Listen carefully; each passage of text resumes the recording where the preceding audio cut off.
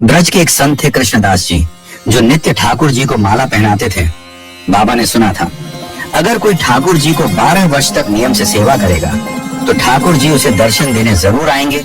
आज भी ये संभव है, लेकिन याद रहे, एक दिन भी वह नियम टूटना नहीं चाहिए। अब तो बाबा नित्य माला बनाते और नंदगांव में कान्हा को अपने हाथ से माला पहनाते थे। बाबा का भाव केवल इतना था कि कान्हा, मैं यह नियम इसलिए अपना रहा हूँ कि मैं चाहता हूँ जिस दिन 12 वर्ष पूरे हो और 13वें वर्ष का पहले दिन प्रारंभ हो, उस दिन मैं ना आऊं। मेरा कान्हा मेरी कुटिया पर आए, मैं वही माला पहनाऊं। अब तो बाबा ठाकुर जी को नित्य माला पहनाते और कान में बोलते, लाल 2 साल हो गए, केवल 10 साल और रह गए। लाला केवल 5 वर्ष और रह गए। लाला अब तो 15 दिन और रह गए। अब तो बाबा नाचते हुए जाते और कहते हैं, आज तो विश्राम दिवस, 12 वर्ष का अंतिम दिन। बाबा ठाकुर जी के सम्मुख गए, माला गले में पहनाई और बाबा कहते हैं, लाला सेवा पूर्ण भई, अब मैं तेरी प्रतीक्षा करूंगा। और प्रणाम करके अपनी कुटिया पे चले गए। कुटिया में ठाकुर जी के लिए 56 भोग बनाने लगे। 13 वर्ष की सुबह भई, बाबा राह देख रहे कि लाला आ रहे होंगे।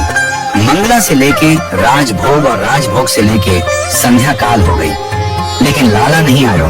तो बाबा ठाकुर जी को भला बुरा कहकर अपनी कुटिया में ताला लगाकर बरसाने की ओर निकल गए। रास्ते में गायों के झुंड में बाबा फंस गए, तो बाबा एक पेड़ के नीचे बैठ गए और पोटली खोलकर 56 भोग खाने ही लगे थे कि इतने में गायों के झुंड में से एक बालक निकला और बाबा के पास आके बैठ गया। तो बाबा बोले, लाला अब तू भी कछु खा ले, ये 56 भोग बनायो तो बाकारे कलुआ के काजे, लेकिन वो तो ना आयो, लेकिन तू तो खा ले।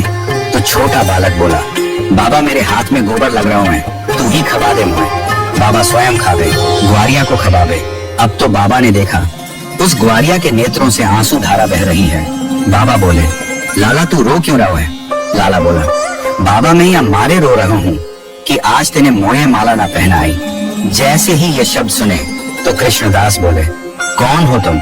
इतने में ही श्याम सुंदर बंशी विभूषित सामने खड़े हो गए। ठाकुर जी बोले, बाबा आ जाओ, मैंने अपना वचन निभा दियो। आपने कही कि 13 वर्ष के पहले दिन मिलनो है, मैं आ गयो बाबा, अब लाओ माला मेरे गले में पहनाओ। अब तो कृष्णदास जी के नेत्र लाल पड़ गए। बाबा बोले, तुम मेरे बुलाने से प्रकट नहीं हुए हो, तुम तो इसलिए प्रकट हुए हो क्योंकि मैं तुमको छोड़ के किशोरी जी के पास जा रहा हूँ, इसलिए तुम प्रकट हुए हो। अब मैं ये माला तुम्हें नहीं पहनाऊंगा, यह माला जाकर के किशोरी जी को ही पहनाऊंगा और वहीं जाकर के उनके चरणों में ही रहूंगा। अब तक ठाकुर जी बाबा के हाथ पकड़े, पैर पकड़े। कृष्णदास बोले, अब ना रुकूंगा, अब तो किशोरी जी के चरणों में जाकर रुकूंगा। बाबा सीधे दौड़े, पीछे पीछे ठाकुर जी दौड़ रहे हैं। अरे बाबा रुक जा, अरे निक रुक जा, मेरी सुन तो ले। लेकिन बाबा नहीं रुके और सीधा राधा रानी के महल में जाके राधा रानी को माला पहनाई और प्रणाम किया। तो राधा रानी के साथ साथ श्याम सुंदर के दर्शन हुए। जय जय श्री राधे।